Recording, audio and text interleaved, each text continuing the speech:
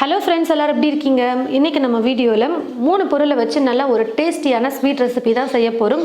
வாங்க இப்போ வேர்க்கடலை பர்ஃபி எப்படி செய்கிறதுன்னு பார்க்கலாம். ஸ்டவ்வை பற்ற வச்சுக்கிட்டு ஸ்டவ் மேலே ஒரு கடாய் வச்சுருக்கேன். இப்போ இந்த கடாயில் வறுக்காத வேர்க்கடலையை சேர்த்து நான் வறுத்துக்க போகிறேன். மொத்தமாக 1.5 கப் அளவுக்கு நான் வேர்க்கடலை எடுத்திருக்கேன். நீங்கள் எந்த கப்பில் வேர்க்கடலை எடுக்கிறீங்களோ அதே கப்பில் மற்ற எல்லா பொருளையும் அளந்து எடுத்திங்கன்னா போதும், கரெக்டாக இருக்கும் ஸ்நாக் செய்கிறதுக்கு.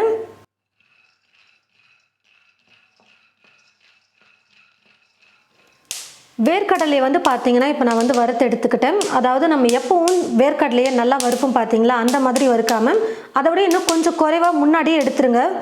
லைட்டாக வறுத்தாலே போதும். வேர்க்கடலையை ரொம்ப கலர் மாறக்கூடாது. தீர அளவுக்கு இல்லை ரொம்ப கலர் மாறி வர வரைக்கும் நம்ம வறுக்க வேணாம்.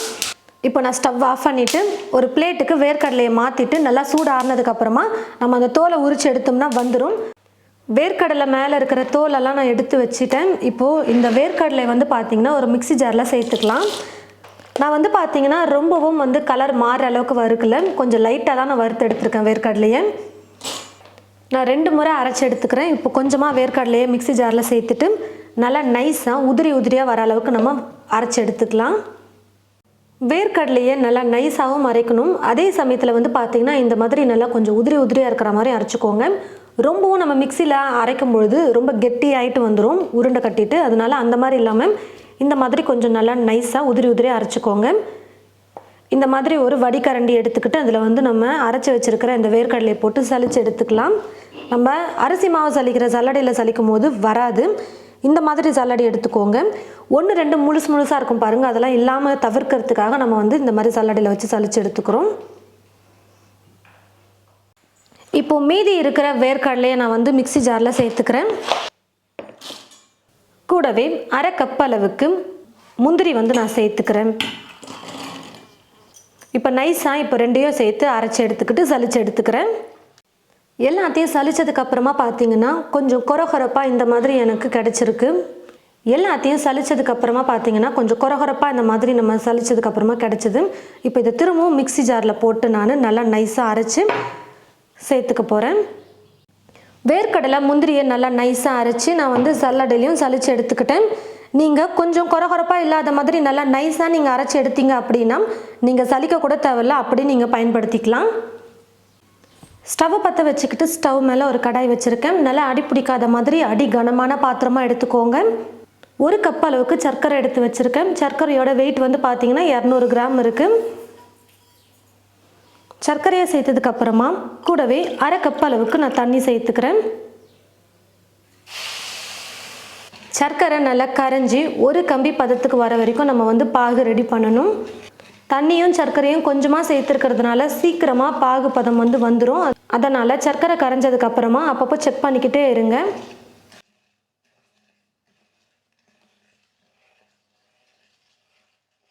சர்க்கரை நல்லா கரைஞ்சி வந்துருச்சு. இப்போ நான் செக் பண்ணி பார்க்குறேன் பாகு பதத்துக்கு வந்திருக்கா அப்படின்னு. இன்னும் வரலை, லைட்டாக பிசுன்னு ஒட்ட ஆரம்பிச்சிருக்கு. இன்னும் நல்லா குக் பண்ணிக்கலாம். பாருங்கள் ஃப்ரெண்ட்ஸ், இப்போ பாகு ஒரு கம்பி பதத்துக்கு வந்துருச்சு. இந்த மாதிரி பாகு 2 விரல்களால் நம்ம தொடும் பொழுது ஒரு கம்பி மாதிரி ஒரு லைன் ஃபார்ம் ஆகணும்.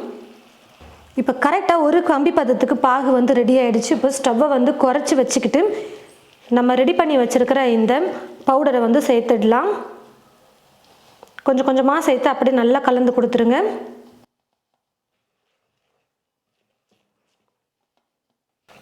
ஸ்டவ்வை இதுக்கப்புறம் லோ ஃப்ளேமில் வச்சுக்கோங்க. தீ ஃபுல்லாக வைக்காமல் லோ ஃப்ளேமில் வச்சுக்கிட்டே நம்ம குக் பண்ணிக்கலாம். நல்லா கலந்து கொடுங்க, உருண்டு கட்டாமல் நல்லா நைஸாக வரணும்.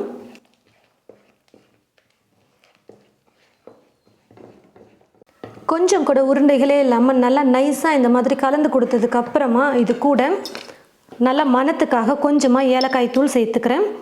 உங்களுக்கு ஏலக்காய் வேணாம்னு நினச்சிங்கன்னா ஸ்கிப் பண்ணிக்கோங்க.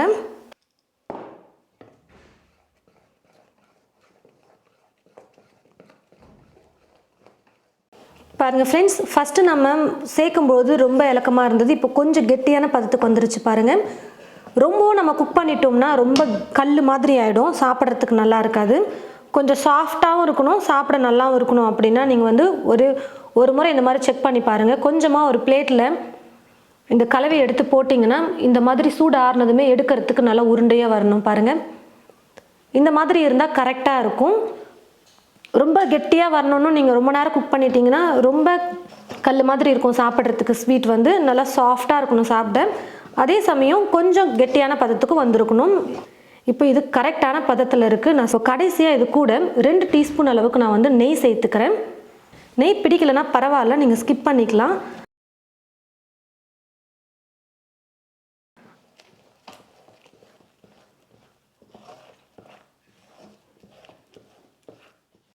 நெய் சேர்த்துட்டு நல்லா அப்சர்வ் ஆகிடுச்சு. இப்போ நான் ஸ்டவ் ஆஃப் பண்ணிவிட்டு ஒரு ட்ரேயில் மாற்றிக்கலாம். நான் வந்து ஒரு ட்ரேயில் பட்டர் ஷீட் வந்து போட்டு வச்சுருக்கேன். நீங்கள் பட்டர் ஷீட் இல்லைன்னா ஒரு ட்ரே எடுத்துக்கிட்டு அதில் நெய் தடவிட்டு நீங்கள் சேர்த்துக்கலாம்.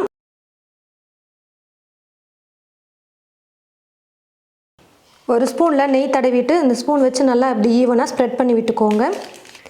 நல்லா சூடு ஆறுனதுக்கப்புறமா நம்ம வந்து பீஸ் போட்டுக்கலாம். இப்போ அப்படியே இருக்கட்டும், நல்லா சூடு ஆறட்டும். இப்போ வந்து பார்த்தீங்கன்னா ஓரளவுக்கு சூடு ஆறி வந்துருச்சு. இப்போ கொஞ்சம் லைட்டாக சூடு ஆறுனதுக்கப்புறமா நான் வந்து ஒரு கத்தியில் நெய்யை வந்து தடவி எடுத்து வச்சுருக்கேன். ஒட்டாமல் இருக்கிறதுக்கு நமக்கு தேவையான மாதிரி பீஸ் வந்து கட் பண்ணி எடுத்துக்கலாம்.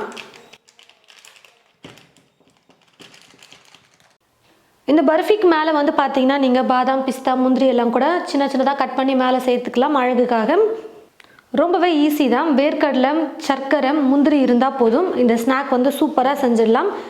ரொம்பவே டேஸ்டியாக இருக்கும். இந்த வேர்க்கடலை பர்ஃபி வந்து பார்த்திங்கன்னா அவ்வளோ சூப்பராக இருக்கும் சாப்பிட்றதுக்கு. நான் சொன்ன இதே அளவு கொண்டு நீங்கள் வீட்டில் ட்ரை பண்ணிங்கன்னா கண்டிப்பாக ரொம்பவே சூப்பராக டேஸ்டியாக உங்களுக்கு வேர்க்கடலை பர்ஃபி கிடைக்கும். நீங்களும் உங்களுடைய வீட்டில் இது போல் ட்ரை பண்ணி பார்த்துட்டு எப்படி இருக்குன்னு சொல்லிட்டு மறக்காமல் கமெண்ட் பாக்ஸில் வந்து கமெண்ட் பண்ணுங்கள். இந்த வீடியோவை மற்றவங்களுக்கும் ஷேர் பண்ணுங்கள். இது போல் நிறைய ரெசிபீஸ் பார்க்க தமிழ் ஃபுட் மசாலா சேனலை மறக்காமல் சப்ஸ்கிரைப் பண்ணிக்கோங்க. கூடவே பக்கத்தில் இருக்கிற பெல் ஐக்கானை கிளிக் பண்ண மறந்துடாதீங்க. தேங்க்யூ.